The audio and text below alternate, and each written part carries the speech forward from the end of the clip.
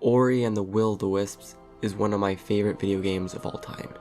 The graphics, the music, the gameplay, it's great.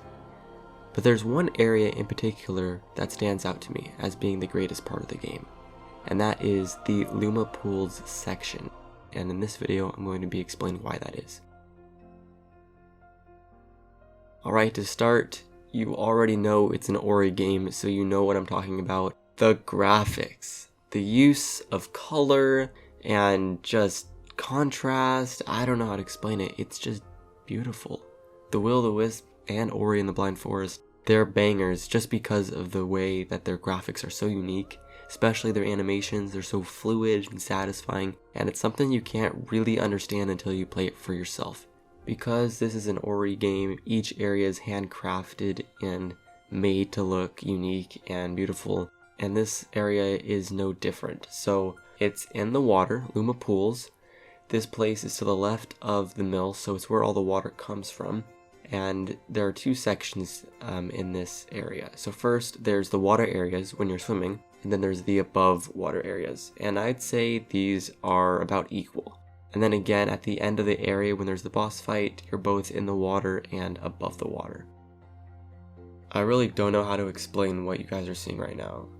Like, this area is so pretty. There's so many different things going on the screen. You can see all these different particles, all these different details. It's great. I just don't know how to explain it. Another thing that's really good about this level is the background. When you're in the water, it really feels like you're in the water. In the background, it's all moving and it's very watery, like there's water. I mean, obviously there is water. But above the water, really beautiful. There's this one section where it's kind of like you're in a cave and you're kind of trapped. So you go down and swim around to figure out where you go next, but it's just so beautiful. I really don't know how to explain this. With most games, I'm able to easily talk about what's so good, but like right now, I don't know how to explain it. Just look, and I hope you guys understand. Like, it's really pretty. The next thing I wanted to talk about is the puzzles. Now, this is something that Will the Wisp does somewhat well. I wouldn't say very well. I'm glad they at least include these types of puzzles instead of just platforming. They happen a few times in Luma Pools, and I'd say Luma Pools is one of the best examples of the puzzles, just because some of the other areas are not as well polished as the ones in this section.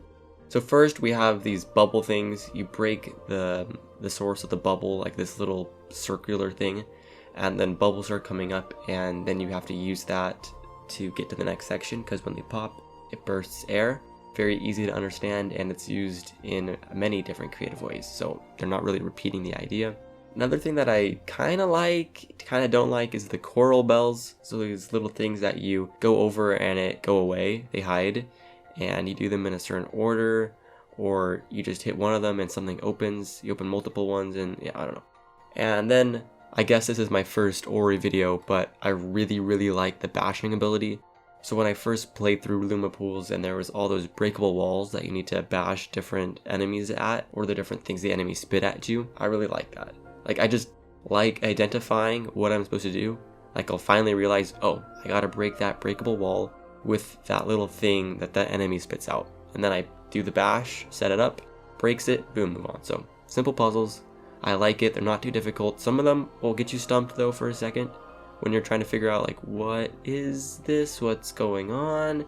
But then you can figure it out pretty fast and then you move on. So the next thing is how Luma Pools represents a Metrovania really well. This is something that I've thought about before.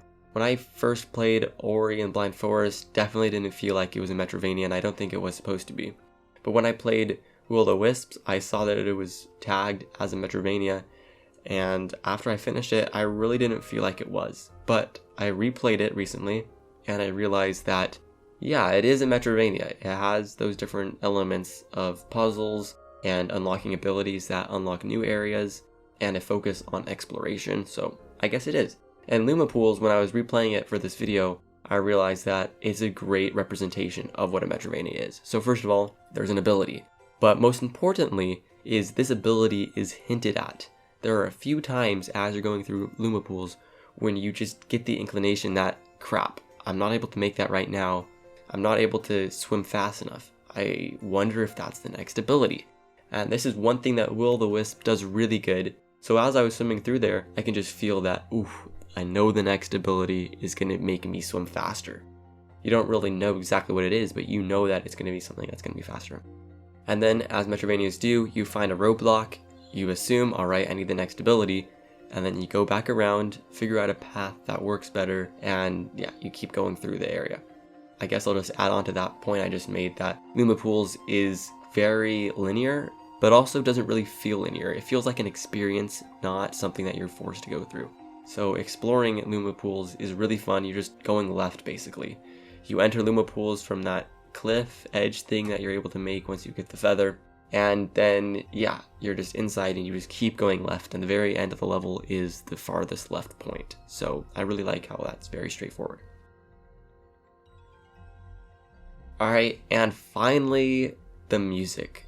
The soundtrack for Luma Pools is, I think, top 3 from any video game. When I first heard this the first time, I'm not even joking, I was vibing so hard.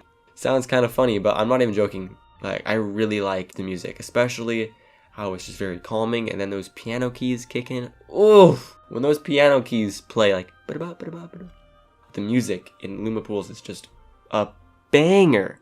I love it. It fits the environment. It adds to the calming exploration, having fun vibe, which Will the Wisp does really well. I really, really like that. But I just can't emphasize enough. Those little piano rises, those little spikes of piano, oh, so good.